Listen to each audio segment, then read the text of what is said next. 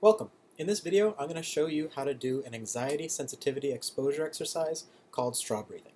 Now, it may seem a little silly, but what we're going to do is actually breathe through a straw. So what I have here is a very ordinary straw, a little bit smaller than something you might get at a fast food restaurant.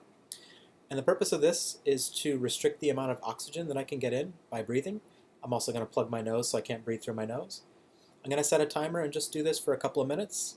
And what this is hopefully going to do is bring up some unpleasant natural physical sensations because I'm restricting oxygen. But what it's also doing is doing this in a safe way. So these are going to bring up unpleasant sensations, but these are normal sensations. They're accepted and they're okay. And so with that, I'll show you how to do it. I'm going to put the straw in my mouth, breathe only through the straw.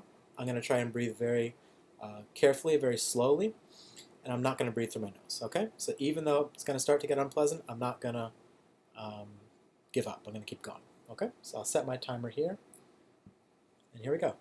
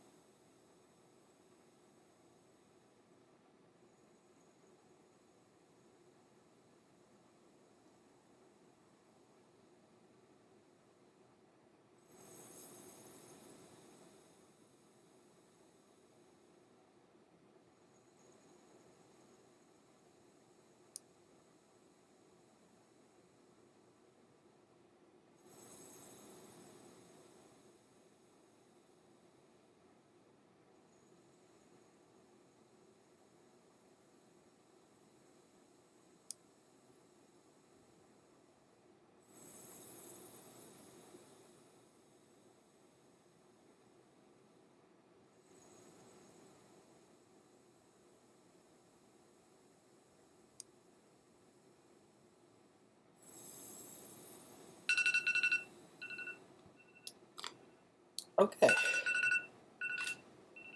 So that brought up some unpleasant sensations for me. You might notice my face is red. I'm a little bit out of breath. My heart might be racing a little bit, but I'm okay. So it was unpleasant. It's not something that I want to experience all the time, but I can sit with those sensations and know that it's okay. And what would happen is if I were to practice this from time to time, just do this a few times, over time my body would learn that these are okay. So if I was someone who had high anxiety sensitivity and found these really, really distressing, over time what I could do is train my body to be more accepting of these and to not panic as a result of them. And so what we can do is just practice this a few times a day, allowing ourselves to calm down in between, and just seeing how we respond to that. And then in time, knowing that our body will adapt, even though it's uncomfortable. So it's not something we want to experience, but if we do experience it, we are okay, we're safe, and we can learn to adapt to this. And this can help us in time to reduce our anxiety sensitivity, which can reduce our risk for all those other health problems we talked about, including drinking alcohol. Thanks so much for watching.